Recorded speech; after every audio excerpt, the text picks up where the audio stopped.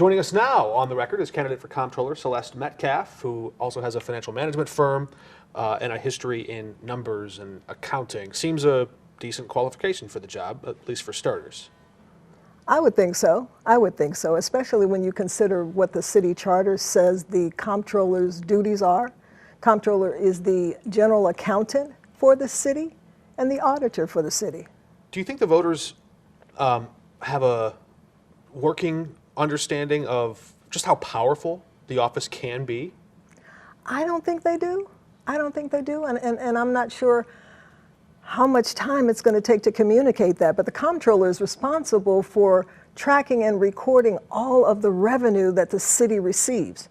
And the comptroller is also responsible for recording and tracking all expenditures of city taxpayers' monies.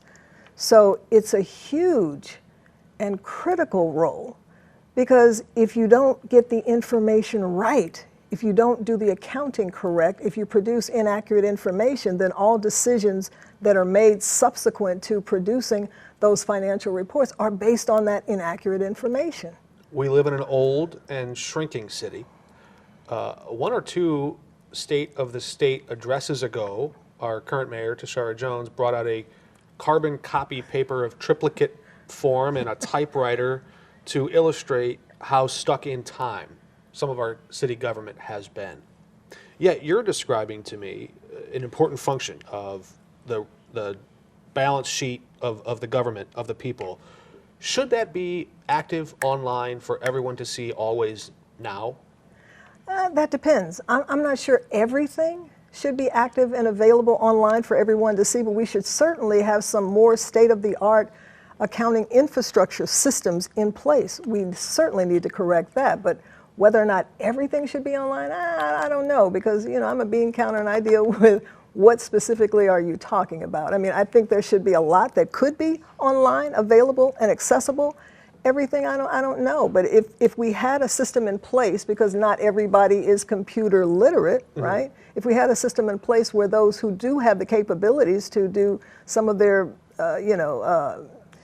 pay some of their bills online, that would be fabulous. I'll give you an example. Okay. In Illinois, the state comptroller, Susana Mendoza, has run up election victories, campaigning on and delivering an online portal that shows all expenses by category, by contract. You can click into the contract and see the vendor. You can click into the vendor. You can go through, and if you're looking for money and how the state of Illinois is spending it, you can find it fairly easily. Sure. We don't have that in St. Louis. That's unfortunate. That's unfortunate, but to your point, we do have antiquated systems. One of the strengths that I'm bringing to the table is my ability to help build an accounting infrastructure. Most accountants, we learn debits and credits in school, kind of like driver's ed. In driver's ed, here's the steering wheel, here's the ignition, here's the brake pedal. As in driver's ed, you don't learn about the transmission or the engine. I worked in Los Angeles for about 12 years, and so everybody in Los Angeles wants to be in front of the camera. Nobody wanted to be behind the camera, so you can imagine the accounting product that was produced. So I found myself building an accounting infrastructure, and that's what I want to do for the city. That's a talent that not everybody has, and if we had that talent, then we can move from there to an online system that you speak about. I don't know how they do it in Hollywood, but I can tell you for certain that here, we wouldn't be having this without the important people behind the camera who bring all this to you. So I appreciate the point you're making. How do you evaluate the job that incumbent Comptroller Darlene Green has done?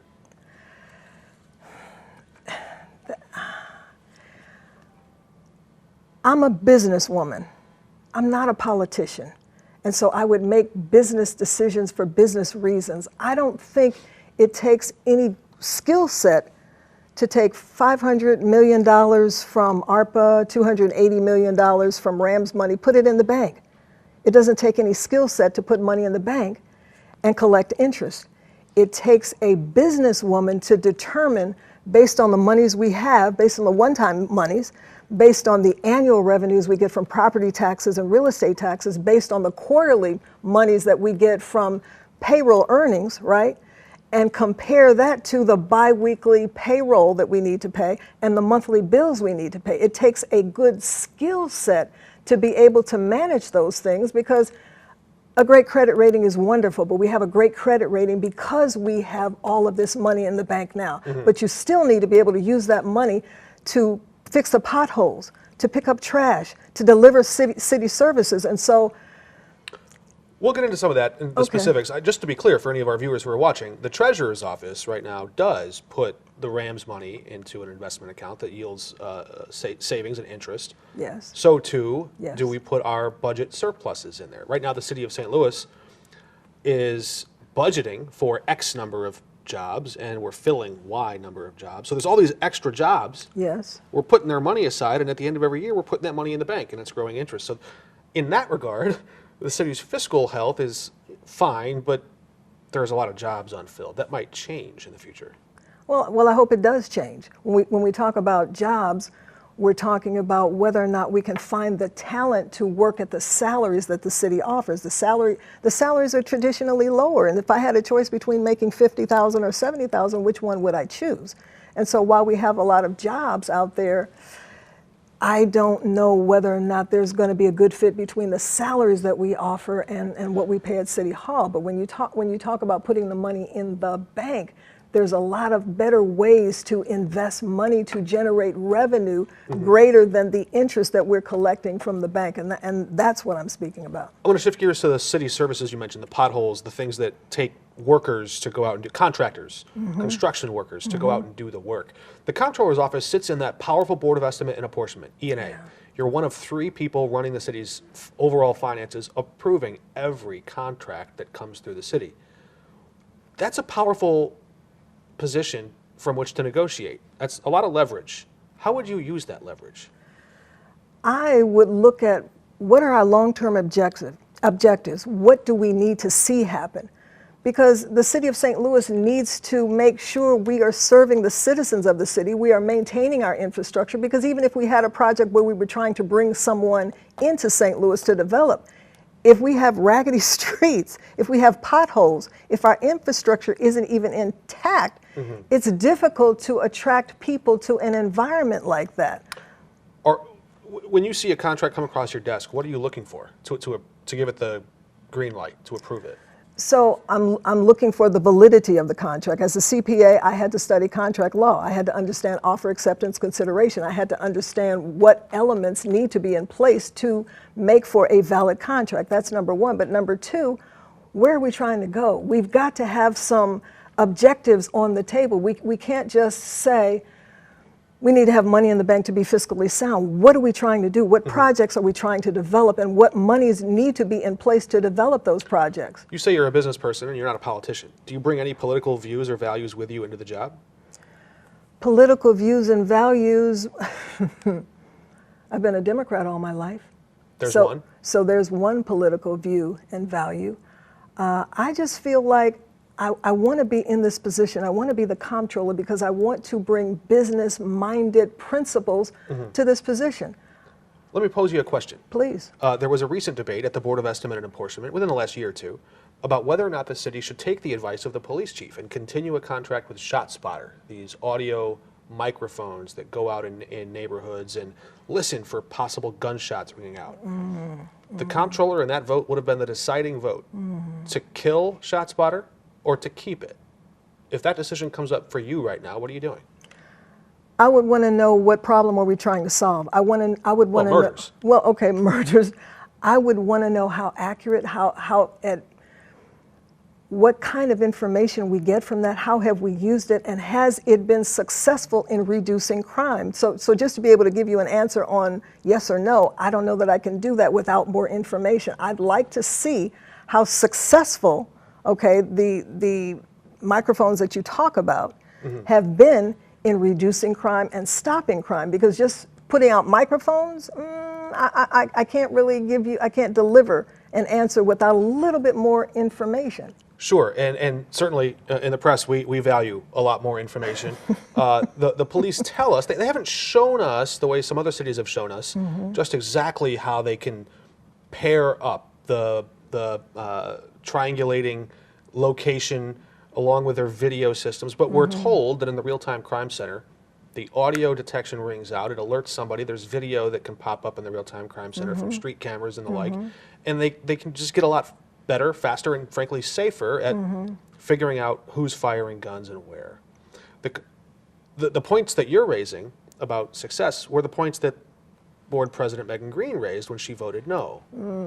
So when I hear you saying you're not really sold on ShotSpotter. Well, first of all, I don't really know much about it. That's number one. But number two, I love the idea of having cameras in place so that someone at the police department can make better, well-informed decisions about where to send their men and where to send the police. I love the idea of having cameras. I love the idea of having microphones.